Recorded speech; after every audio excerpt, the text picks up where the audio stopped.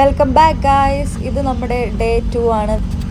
ഇന്ന് ഞങ്ങൾ ഒരു മല കയറാൻ പോവാണ്. മലേൻ്റെ പേര് എന്ന് പറയുന്നത് 5040 പീക്ക് എന്നാണ്. ശരിക്കും അടിപൊളി വ്യൂ ആണ് അവിടെ നിന്ന് കാണാൻ പറ്റുന്നത്. ഒരുപാട് വീഡിയോ ഒക്കെ കണ്ടു, നമ്മൾ ഒരുപാട് യൂട്യൂബ് ഷോർട്സും കാര്യങ്ങളൊക്കെ റെഫർ ചെയ്തു. അപ്പോൾ നല്ല സൂപ്പർ ആയിട്ടുള്ള വ്യൂ ഒക്കെ കണ്ടപ്പോൾ നമ്മൾ ഓർത്ത് okay then let's do it. അപ്പോൾ അങ്ങനെ നമ്മൾ പോവുകയാണ്. അപ്പോൾ പോകുന്ന വഴി ഇപ്പോൾ നമ്മൾ ഏകദേശം ഒരു ഓഫ് റോഡ് രീതിയിലാണ് പോകുന്നത്. ഇപ്പോൾ ഈ വണ്ടി വളരെ പഴയ വണ്ടിയാണ്, പക്ഷെ ഇത് പോകുമെന്നറിയില്ല. പക്ഷെ എന്നാലും നോക്കാം എങ്ങനെയാണ് പോകുന്നത്. ഞങ്ങൾ വിക്ടോറിയയിലേക്ക് മൂവ് ചെയ്തപ്പോൾ തൊട്ട് ഞങ്ങളുടെ ബക്കറ്റ് ലിസ്റ്റിൽ ഉണ്ടായിരുന്ന ഒരു കാര്യമാണ് ഈ ഹൈക്ക് സ്പോട്ട്. ഇപ്പോൾ ഇത് ഒട്ടും ഈസി ആയിട്ടുള്ള ഒരു ട്രെയിലല്ല, ഭയങ്കര ഡിഫിക്കൽട്ടായിട്ടുള്ളൊരു ട്രെയിലാണ്. ഈ ഹൈക്ക് സ്പോട്ട് എന്ന് പറയുന്നത് ഏകദേശം നമ്മൾ 8 കിലോമീറ്റർ നടക്കണം. അതും ഭയങ്കര കുത്തനെയുള്ള കയറ്റാന്നാണ് പറയുന്നത്. നമ്മളെപ്പോൾ ഈ ഹൈവേന്ന് ഇറങ്ങി ചെറിയ റോഡ് എടുത്തോ എല്ലായിടവും കാണാൻ ഒരു രക്ഷയില്ലാത്ത ഭംഗിയാണ്. ചെറിയ ചെറിയ വെള്ളച്ചാട്ടങ്ങൾ, നല്ല അടിപൊളി കാട്, മരങ്ങൾ എല്ലാം സൂപ്പറാണ്. പിന്നെ നമ്മുടെ കുറച്ച് ഫ്രണ്ട്സും ഈ ഹൈക്കിൽ ജോയിൻ ചെയ്യുന്നുണ്ട്. ഏകദേശം ഒരു 10 കിലോമീറ്റർ ഉള്ളോട്ട് വരുമ്പോഴത്തേനും നമുക്ക് പാർക്കിംഗ് ലോട്ട് കാണാൻ പറ്റുന്നുണ്ട്. പിന്നെ ഈ പാർക്കിംഗ് ലോട്ട് എന്ന് പറയുന്നത് 2 മൗണ്ടൻ്റെ നടുക്കാണ്. 5040യും ട്രിപ്പിൾ പീക്കും.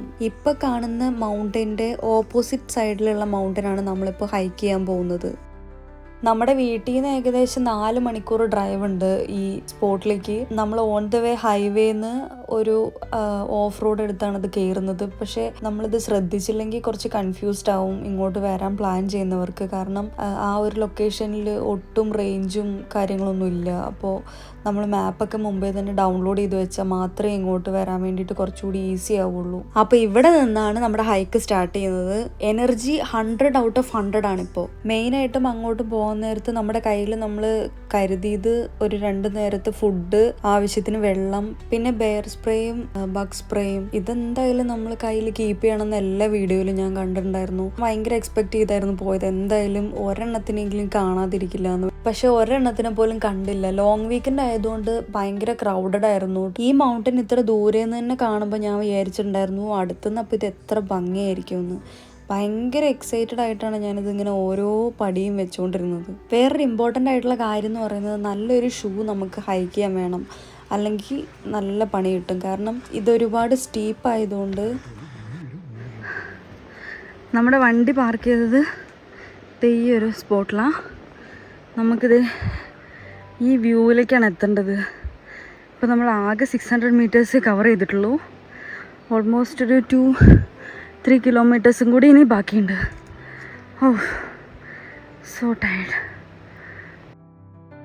ഭയങ്കര അഡ്വഞ്ചറസ് ആയിട്ടുള്ള വഴികളായിരുന്നു പോകുന്ന വഴി മൊത്തവും. ഫ്രണ്ട്സും ഉള്ളത് കൊണ്ട് ഭയങ്കര എൻജോയ് ചെയ്തിട്ടാണ് പോയത്.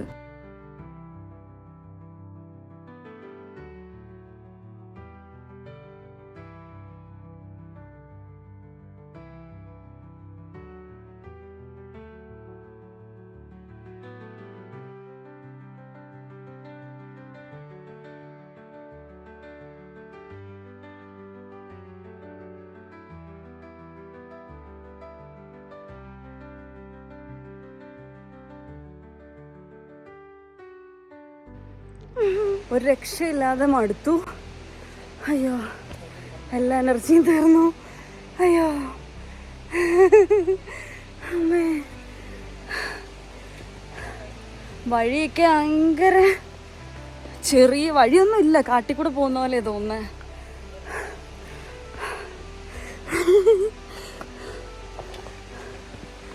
ഓരോ ആൾക്കാരും മുകളിൽ നിന്ന് ഇറങ്ങി വരുമ്പോൾ ഞാൻ എക്സൈറ്റഡ് ആയിട്ട് അവരോട് ചോദിക്കുന്നത് ഇനി മുകളിലോട്ട് എത്ര കിലോമീറ്റർ ഉണ്ട്, ഇനി മുകളിൽ എത്ര നടക്കണം, എത്താറായോ. അവർ പറയും ഇല്ല ഇനിയുണ്ട് ഒരു 2 കിലോമീറ്റർ, അല്ലെങ്കിൽ ഒരു 1 കിലോമീറ്റർ, അല്ലെങ്കിൽ ഒരു 1 അവർ എന്നൊക്കെ.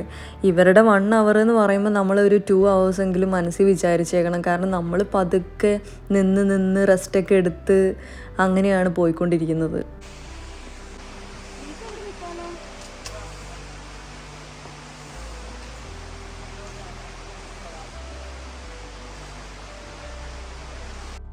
മുകളിലോട്ട് നടന്ന് ഹൈറ്റ് കൂടുന്തോറും ആ ഓപ്പോസിറ്റ് നിൽക്കുന്ന ആ ഒരു മൗണ്ടൻ്റെ ഭംഗി കൂടി വരികയാണ്.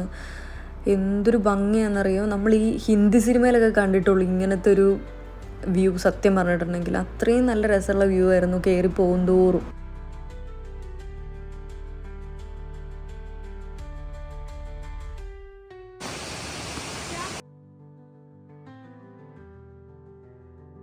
ഈ 5040 പീക്ക് എന്ന് പറയുന്നത് കാനഡയിൽ തന്നെ, അതായത് കാനഡ BC ബ്രിട്ടീഷ് കൊളംബിയയിൽ തന്നെ one of the highest hike എന്നാണ് പറയുന്നത്. നമ്മൾ ഓരോ സ്റ്റെപ്പ് വെക്കുമ്പോഴും ഭയങ്കര കോൺസെൻട്രേറ്റഡ് ആയിട്ടും ഭയങ്കര കെയർഫുള്ളായിട്ടും നമ്മൾ പ്ലാൻ ചെയ്ത് വേണം ഓരോ സ്റ്റെപ്പും വെക്കാൻ. ഇപ്പം തന്നെ ഞാൻ ഈ കയറി പിടിച്ചപ്പോൾ സത്യം പറഞ്ഞാൽ വീഴാൻ പോയി. കാരണം ആരോ മുമ്പ് കയറ് കുറച്ച് കയറ്റിയിട്ടതുകൊണ്ട് ഞാൻ പിടിച്ചപ്പോഴത്തേനും ബാക്കോട്ടേക്ക് ലൂസായിട്ട് വന്നു. അപ്പോൾ കുറേ സ്ഥലങ്ങൾ നമ്മൾ ഭയങ്കര കെയർഫുള്ളായിട്ട് ചെയ്തില്ലെങ്കിൽ നേരെ താഴെ പോയി കിടക്കും. ഞാൻ പോയതൊരു ലോങ് വീക്കെൻഡ് ആയതുകൊണ്ട് ഒരുപാട് പേര് ക്യാമ്പ് ചെയ്യാൻ വേണ്ടിയിട്ട് അതിന് വേണ്ട എന്താ പറയുന്നത് ടെൻറ്റും കാര്യങ്ങളൊക്കെ എടുത്തുകൊണ്ടാണ് മുകളിലോട്ട് പോകുന്നത്. അതൊട്ടും ഒരു ഈസി ടാസ്ക് അല്ല. കാരണം ഇത്രയും കോംപ്ലിക്കേറ്റഡ് ആയിട്ടുള്ളൊരു വഴിയിൽ ഇത്രയും വെയിറ്റും നമ്മൾ ക്യാരി ചെയ്ത് കൊണ്ടുപോകുക എന്ന് പറയുമ്പോൾ അതിനൊരു നല്ല സ്ട്രെങ്ത്ത് വേണം നമുക്ക്. ഇടയ്ക്കിടയ്ക്ക് ഇതുപോലെ ചെറിയ ചെറിയ വെള്ളച്ചാട്ടങ്ങളുണ്ട്. പക്ഷെ വെള്ളത്തിന് നല്ല തണുപ്പാണ്. കാരണം ഇത് മുകളിലെ മൗണ്ടനിൽ നിന്ന് ഐസ് ഉരുകിയിട്ട് വരുന്ന വെള്ളമാണ്. നല്ല തണുപ്പുണ്ട്. പക്ഷെ എങ്കിൽ പോലും നമുക്കൊന്ന് ജസ്റ്റ് റീഫ്രഷ് ചെയ്ത് മുകളിലോട്ട് പിന്നെയും ഹൈക്ക് ചെയ്യാൻ നല്ല ഹെൽപ്ഫുള്ളായിട്ടുള്ള സംഭവമായിരുന്നു ഇത്. ഈ ഒരു സ്പോട്ടിൽ നമ്മൾ ഏകദേശം ഒരു 10-15 മിനിറ്റ്സ് റെസ്റ്റ് ചെയ്തു. കാരണം എല്ലാവരും ഒന്ന് ടയേർഡായിട്ടുണ്ടായിരുന്നു. പിന്നെ കാണാനും നല്ലൊരു ബ്യൂട്ടിഫുൾ സ്പോട്ടായതുകൊണ്ട് കുറച്ച് നേരം നമ്മൾ റെസ്റ്റ് ചെയ്തു. ഇതേപോലെ കുറേ സ്പോട്ടുകളുണ്ട് ഓൺ ദ വേയിൽ നമ്മൾ ടോപ്പിലേക്ക് എത്തുമ്പോഴത്തേനും.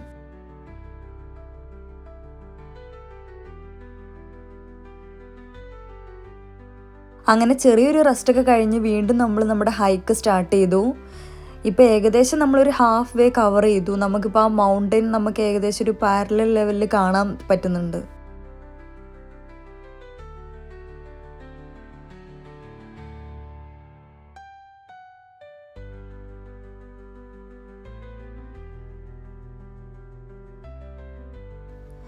ഈ ഒരു സ്ഥലമൊക്കെ എന്ന് പറയുമ്പോൾ ഏകദേശം ഒരു കൊക്ക പോലെയാണ് താഴോട്ടേക്ക് കാണുന്നത്. ഭയങ്കര ഡീപ്പായിട്ട് നമ്മളൊന്ന് കൈവിട്ടാൽ താഴെ എത്തും. എനിക്ക് പൂക്കളൊക്കെ ഭയങ്കര ഇഷ്ടമുള്ള ഒരാളാണ്. അപ്പോൾ മുകളിലോട്ട് പോകുന്തോറും ഞാൻ നോട്ടീസ് ചെയ്തൊരു കാര്യം എന്ന് പറഞ്ഞിട്ടുണ്ടെങ്കിൽ നല്ല ഭംഗിയുള്ള കുറേ പൂക്കൾ. അതെനിക്ക് ഭയങ്കര ഇഷ്ടപ്പെട്ടു. ഒരുപാട് കുത്തനെ കയറി കുറച്ചങ്ങ് എത്തിയപ്പോൾ നമ്മളൊരു ഫ്ലാറ്റ് ആയിട്ടുള്ള കുറച്ച് സ്ഥലം കണ്ടു നടക്കാൻ വേണ്ടിയിട്ട്. പക്ഷേ ആ വ്യൂവും ഭയങ്കര സൂപ്പറായിരുന്നു കേട്ടോ. ഒരു 10 മലകളുടെ ഇടയിൽ നിൽക്കുന്ന പോലത്തെ ഒരു ഫീലായിരുന്നു. ചെറിയ കുറേ മൗണ്ടൻസ് നമുക്ക് അവിടെ നിന്ന് നോക്കിയാൽ കാണാം. മഞ്ഞുള്ള മൗണ്ടൻസ്, മഞ്ഞില്ലാത്ത മൗണ്ടൻസ്. ആ ഒരു നല്ല കാറ്റ്, വല്ലാത്തൊരു ഫീലിങ്സ് ആയിരുന്നു. അത്രയും ടോപ്പിലെത്തി ഇത്രയും മൗണ്ടൻസ് ഒക്കെ കാണുമ്പോൾ. നമ്മൾ ഓൾമോസ്റ്റ് എത്താറായി. സ്നോ ഒക്കെ കണ്ടു തുടങ്ങി.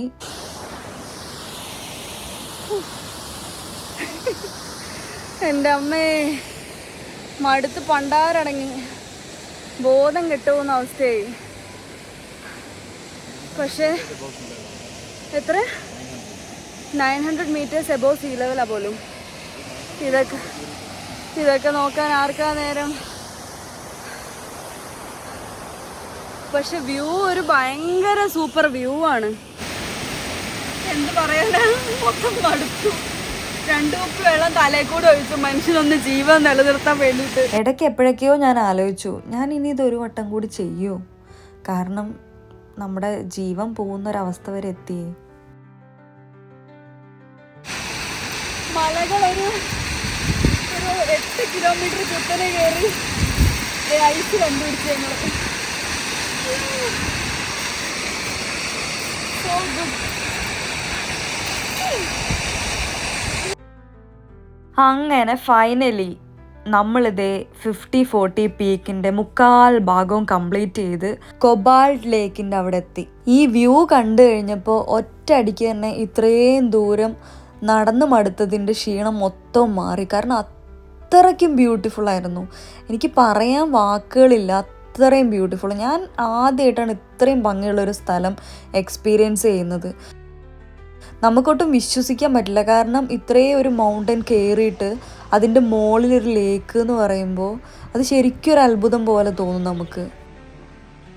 എത്തിക്കഴിഞ്ഞപ്പോൾ ഞാൻ പലപ്പോഴായിട്ട് ചിന്തിച്ചു, നമ്മളൊരു ക്യാമ്പ് ചെയ്യുന്ന പോലെ പ്ലാൻ ചെയ്ത് വരികയായിരുന്നെങ്കിൽ നമുക്കൊരു ഫുൾ നൈറ്റും ഡേയും ഒക്കെ ഇവിടെ സ്പെൻഡ് ചെയ്യായിരുന്നു.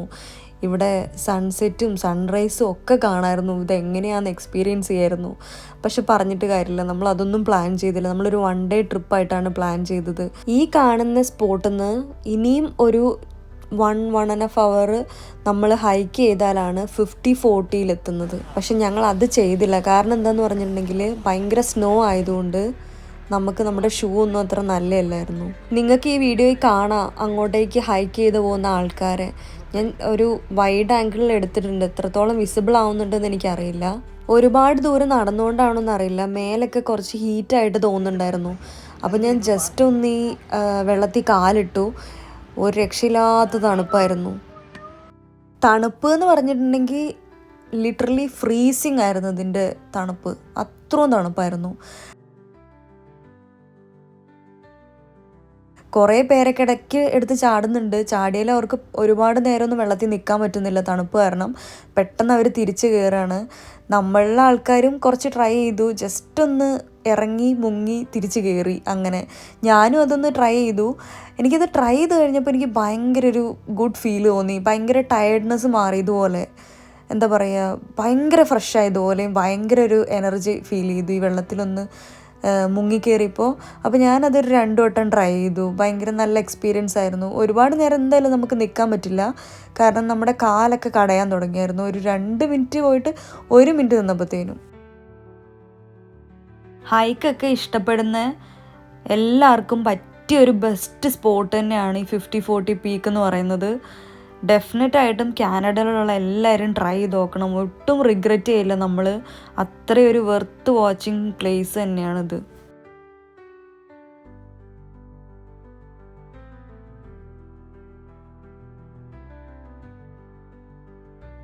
1.5 മണിക്കൂർ നമ്മളവിടെ സ്പെൻഡ് ചെയ്ത് നമ്മൾ കൊണ്ടുവന്ന ഫുഡൊക്കെ ഇരുന്ന് കഴിച്ച് കുറച്ച് സമയം റെസ്റ്റൊക്കെ എടുത്ത് നമ്മൾ താഴോട്ടേക്ക് പോവുകയാണ്. സമയം ഏകദേശം ഒരു 3:30-4 മണിയൊക്കെ ആയി. എന്തായാലും താഴോട്ടെത്താൻ വേണ്ടിയിട്ട് 2 hours തന്നെ വേണം, കാരണം കുറച്ചും കൂടി ഡിഫിക്കൽട്ടാണ് താഴോട്ടേക്ക് പോകാൻ. ആക്ച്വലി ഞാൻ വിചാരിച്ചത് മുകളിലോട്ട് കയറാനായിരിക്കും പാടെന്നാണ്, പക്ഷെ താഴോട്ട് ഇറങ്ങാനായിരുന്നു ഭയങ്കര പാട്. കാരണം ഭയങ്കര കുത്തനെ ആയതുകൊണ്ട് ഇറങ്ങാൻ നല്ല ടഫായിരുന്നു. ഈ ഒരു ഹൈക്ക് കംപ്ലീറ്റ് ചെയ്തപ്പോൾ മനസ്സിൽ സത്യം പറഞ്ഞാൽ വേറെ എന്തോ ഒരു കാര്യം അച്ചീവ് ചെയ്തൊരു ഫീൽ പോലെ തോന്നി താഴോട്ട് ഇറങ്ങുമ്പോൾ. കാരണം ഒരുപാട് നല്ല വ്യൂ, ഒരുപാട് നല്ല മെമ്മറീസ് എല്ലാം കൊണ്ടാണ് ഞാൻ താഴോട്ടേക്ക് പോകുന്നത്.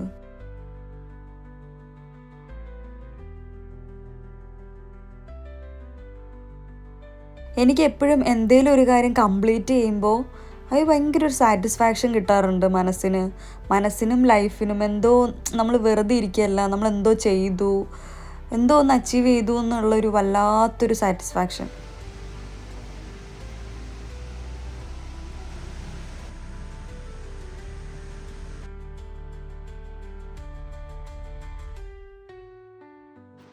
താഴോട്ട് പോകുമ്പോഴും ഒറ്റയടിക്ക് നമുക്ക് താഴെ എത്താൻ പറ്റില്ല. നമ്മൾ കുറേ സ്ഥലത്ത് പോയതുപോലെ തന്നെ റെസ്റ്റ് എടുത്താണ് താഴെ എത്തിയത്. പക്ഷെ പോയതിനെക്കാട്ടും കുറച്ച് സ്പീഡിൽ എത്തി, ഡിഫിക്കൽട്ടാണെങ്കിലും. അങ്ങനെ ഒരു 7 മണിയായപ്പോഴത്തേനും നമ്മൾ താഴെ എത്തി. കാലൊക്കെ നല്ല വേദനയുണ്ട്. വേഗം ഒന്ന് കിടന്നാൽ മതി എന്നുള്ളൊരു മൂഡായിപ്പോൾ.